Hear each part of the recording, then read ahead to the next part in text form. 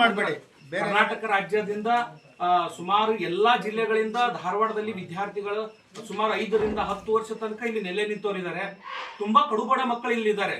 ಇಲ್ಲಿ ಯಾವುದೇ ಸಿಎಂ ಮಕ್ಕಳಿಲ್ಲ, ಮಿನಿಸ್ಟರ್ ಮಕ್ಕಳಿಲ್ಲ, MLA ಮಕ್ಕಳಿಲ್ಲ, ಯಾರು ಇಲ್ಲ. ಇಲ್ಲಿ ಬಡತನದಲ್ಲಿರ್ತಕ್ಕಂಥ ಒಂದು ಹೊತ್ತಕ್ಕೂ ಊಟಕ್ಕೆ ಗತಿ ಇಲ್ಲಾರಂತ ಮಕ್ಕಳಿದ್ದಾರೆ. ಏನೋ ಒಂದು ಸರ್ಕಾರಿ ನೌಕರಿ ಪಡ್ಬೇಕಂತ ಹೇಳಿ ಆಸೆಯಿಂದ ಇಲ್ಲಿ ಬಂದಿದ್ದಾರೆ. ಅದಕ್ಕೋಸ್ಕರ ಸರ್ಕಾರ ಖಾಲಿ ಇರುವ ಎಲ್ಲ ಹುದ್ದೆಗಳು ಭರ್ತಿ ಮಾಡಬೇಕು. ಇದೇನು ಸರ್ಕಾರ ಸುಮಾರು 18 ವರ್ಷಗಳಿಂದ ದೈಹಿಕ ಶಿಕ್ಷಣ ಶಿಕ್ಷಕರ ನೇಮಕಾತಿ ಮಾಡಿಲ್ಲ. ಮಕ್ಕಳು ಮಾನಸಿಕವಾಗಿ, ದೈಹಿಕವಾಗಿ, ಹೃದಯಘಾತದಿಂದ ಸಾಯ್ತಾ ಇದ್ದಾರೆ. ಒಂದು ಕೂಡ ಯಾರು ಕೂಡ ಇಲ್ಲಿ ತನಕ ಒಂದು ಪೋಸ್ಟ್ ಕೂಡ ತುಂಬಿಲ್ಲ. 18 ವರ್ಷಗಳಲ್ಲಿ ಪ್ರಾಥಮಿಕ ಶಾಲೆಗಳಲ್ಲಿ 3361 ಹುದ್ದೆಗಳು ಖಾಲಿ ಇದಾವೆ. ಪ್ರೌಢ ಶಾಲೆಗಳಲ್ಲಿ 1861 ಇದಾವೆ. ಮತ್ತೆ ಕಾಲೇಜುಗಳಲ್ಲಿ ದೈಹಿಕ ಶಿಕ್ಷಕರ ನೇಮಕಾತಿಗಳಿಲ್ಲ. ಡಿಗ್ರಿ ಕಾಲೇಜುಗಳಲ್ಲಿ 40,000 ರೂಪಾಯಿ ಸೀಮಿತಗೊಳಿಸಿ ಅಲ್ಲಿ ಗೆಸ್ಟ್ ಟೀಚರ್ನ ತುಂಬ್ತಾ ಇದ್ದಾರೆ. ಅದನ್ನು ತೆಗೆದು ಪರ್ಮನೆಂಟ್ ಶಿಕ್ಷಕರನ್ನ ನೇಮಕಾತಿ ಮಾಡಬೇಕು. ಎಲ್ಲ ವಿಷಯ ಶಿಕ್ಷಕರ ನೇಮಕಾತಿ ಮಾಡಬೇಕು. ಎಲ್ಲ ಕಂಪ್ಯೂಟರ್ ಟೀಚರು, ಸಂಗೀತ ಟೀಚರ್ಸು, ಚಿತ್ರಕಲಾ ಟೀಚರ್ಸು, ಎಲ್ಲ ಶಿಕ್ಷಕರ ನೇಮಕಾತಿ ಮಾಡಬೇಕು. ಮಕ್ಕಳ ಭವಿಷ್ಯಕ್ಕೋಸ್ಕರ, ಮುಂದಿನ ಸಮಾಜದ ಒಂದು ಬೆಳವಣಿಗೆಗೋಸ್ಕರ. ಇಲ್ಲಪ್ಪ ಅಂತಂದ್ರೆ ಅವಿದ್ಯಾವಂತರು, ನಿರುದ್ಯೋಗಿಗಳಿದ್ದಾರೆ. ಇಲ್ಲಿ ಈ ಉದ್ಯೋಗ ಭಾಗ್ಯ ಕೊಡಬೇಕು.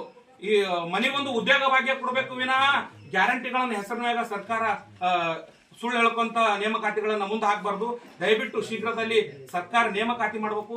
ನೇಮಕಾತಿ ಮಾಡದೇ ಇದ್ರಪ್ಪ ಅಂತಂದ್ರೆ ಮತ್ತೆ ನಾವು ಉಗ್ರವಾದ ಹೋರಾಟ ಸಚಿವರು ಬರೆಯೋ ತನಕ, CM ಅವರು ಬರೋ ತನಕ ಬಿಡುವುದಿಲ್ಲ.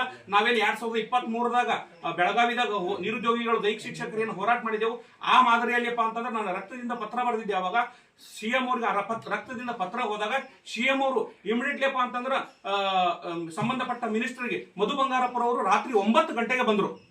ರಾತ್ರಿ 9 ಗಂಟೆಗೆ ಬಂದು ನಮಗೆ ಪರ್ಮಿಷನ್ ಸಿಗೋದು 5 ಗಂಟೆ ಇತ್ತು ಹೋರಾಟದ ಪರ್ಮಿಷನ್. ರಾತ್ರಿ 9 ಗಂಟೆಗೆ ಬಂದು ನಮಗೆ ಒಂದು ಡೇಟ್ ಕೊಟ್ಟು ದೈಹಿಕ ಶಿಕ್ಷಕರ ನೇಮಕಾತಿ ಮಾಡಿಕೊಳ್ತೀನಿ ಅಂತೇಳಿ ಹೇಳಿದ್ ನಮಗೆ ಭರವಸೆ ಕೊಡ್ತಾರೆ. ಇಲ್ಲಿ ಕೂಡ ರಾಜ್ಯದಲ್ಲಿ 5,262 ಹುದ್ದೆಗಳವ. ಖಾಲಿ ಇರುವ ಸರ್ಕಾರಿ ಪ್ರತಿ ಶಾಲೆಗಳಲ್ಲಿ ದೈಹಿಕ ಶಿಕ್ಷಕರು ಬೇಕು. ಒಂದು ಮಗು ಇದ್ರಲ್ಲಿ ದೈಹಿಕ ಶಿಕ್ಷಕ ಬೇಕು, ಆಟ ಎಲ್ಲ ಬೇಕು. ಈಗಪ್ಪ ಅಂತಂದ್ರೆ ದೈಹಿಕ ಶಿಕ್ಷಣಪ್ಪ ಅಂತಂದ್ರೆ ಪಠ್ಯ ಪುಸ್ತಕನೇ ತೆಗೆದು ಹಾಕಿದೆ. ಅಲ್ಲಿ ಮೌಲ್ಯ ಶಿಕ್ಷಣ ಅಂತ ಮಾಡಿದೆ. ಅದು ಯಾವ ಕಾರಣಕ್ಕಾಗಿ ಮಾಡಿದೆ ಗೊತ್ತಿಲ್ಲ. ಸರ್ಕಾರ ಒಂದ್ ಕಡೆ ನೋಡಿದ್ರೆ ಹಿಂದಿ ಶಿಕ್ಷಕರ ಪುರಾಣ ಎಕ್ಸಾಮ್ ದಲ್ಲಿ ತೆಗೆದಿದೆ. ಮುಂದಿನ ದಿನಗಳಲ್ಲಿ ಹಿಂದಿ ಶಿಕ್ಷಕರ ನೇಮಕಾತಿನೂ ಆಗುವುದಿಲ್ಲ. ಅದಕ್ಕೋಸ್ಕರವಾಗಿ ಹಿಂದಿ ಶಿಕ್ಷಕರನ್ನು ಪರಿಗಣಿಸಬೇಕು. ದೈಹಿಕ ಶಿಕ್ಷಕರನ್ನ ಹೆಚ್ಚಿನ ರೀತಿಯಲ್ಲಿ ಪ್ರತಿ ಶಾಲೆಗೂ ದೈಹಿಕ ಶಿಕ್ಷಕರು ನೇಮಕಾತಿ ಮಾಡ್ಕೊಳ್ಬೇಕಂತ ಹೇಳಿ ಸರ್ಕಾರಕ್ಕೆ ಒತ್ತಾಯ ಇದೆ. ಅದಕ್ಕೋಸ್ಕರ ಶೀಘ್ರದಲ್ಲಿ ಎಚ್ಚೆತ್ತುಕೊಳ್ಬೇಕು. ಖಾಲಿ ಇರುವ ರಾಜ್ಯದಲ್ಲಪ್ಪ ಅಂತಂದ್ರೆ 2,84,000 ಏನ್ ಶೀಘ್ರ ಅಂತೇಳಿ ಹೇಳ್ತಿರಲ್ಲ. ನಾವಂತೂ ಶೀಘ್ರ ಅಂತೇಳಿ 1 ವಾರ 15 ದಿನ ಅಂತ ಅನ್ಕೊಂಡಿವಿ. ಬಟ್ ಇವರು ಸರ್ಕಾರ ತಮ್ಮ ಅಧಿಕಾರಿ ವರೆಗೂ ಶೀಘ್ರನೇ ಅನ್ಕೋತ ಹೋಗ್ತಾ ಇದ್ದಾರೆ. ಯಾವ ಒಬ್ಬ ಸರ್ಕಾರಿ ಒಂದು ಸಚಿವರು ಇದ್ದಾರೆ, ಬಡವರಿಗೋಸ್ಕರ ಇದ್ದಾರೆ ಅಂತೇಳಿ ಹೇಳ್ತಾರೆ. ಯಾರು ಬಡವರಿಗೋಸ್ಕರ ಇಲ್ಲ, ತಮ್ಮ ಸ್ವಾರ್ಥಕ್ಕೋಸ್ಕರವಾಗಿ ಇವರು ಮಾಡ್ತಾರೆ ಅಂತೇಳಿ ಪ್ರತಿಯೊಬ್ಬ ಬಡತನ ವಿದ್ಯಾರ್ಥಿಗಳಲ್ಲಿ ತನಿಸ್ತಾರೆ. ಕಣ್ಣೀರಿನ ಕೂಳು ತಿಂತಾ ಇದ್ದಾರೆ. ಒಂದು ವಿದ್ಯಾರ್ಥಿ ಧಾರವಾಡದಲ್ಲಿ ನಿಂದ್ರಬೇಕಂತಂದ್ರೆ 5,000 ಒಂದು ಬೇಕಾಗುತ್ತೆ. ಒಂದು ತಿಂಗಳ 5 ರಿಂದ 6 ಸಾವಿರ ಬೇಕಾಗುತ್ತೆ. ಅದಕ್ಕೋಸ್ಕರ ಬಡತನದಲ್ಲಿರ್ತಕ್ಕಂಥ ಮಕ್ಕಳು ಇಲ್ಲಿದ್ದಾರೆ. ಅದಕ್ಕೋಸ್ಕರ ಇಂದೇನ್ ಮೊನ್ನೆ ಇಂದಿರಾ ಕ್ಯಾಂಟೀನ್ 4 ಘೋಷಣೆ ಮಾಡಿದಾರಲ್ಲ, ಸುಮಾರು 2023ದಾಗ ನಮ್ಮ ದೈಹಿಕ ಶಿಕ್ಷಕರ ಸಂಘದಿಂದ ನಾವು ಮನವಿ ಮಾಡಿದೆವು. ಅದು ಸಂತೋಷ ವಿಷಯ. ಅದೇನು 15 ದಿನದಾಗ ಶೀಘ್ರದಲ್ಲಿ ಮಾಡಿಕೊಡ್ಬೇಕಂತ ಹೇಳಿ ನಾವು ಮತ್ತೆ ಮನವಿ ಮಾಡ್ಕೊಳ್ತೇವೆ. ಶೀಘ್ರವಾಗಿ ಸರ್ಕಾರ ಎಚ್ಚೆತ್ತುಕೊಂಡು ನೇಮಕಾತಿ ಮಾಡಬೇಕು.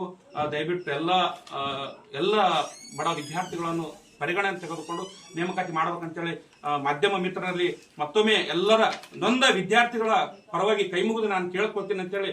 ನನ್ನ ಹೆಸರು ಸುನೀಲ್ ಗೋಲಾ ಅಂತೇಳಿ. Thank you.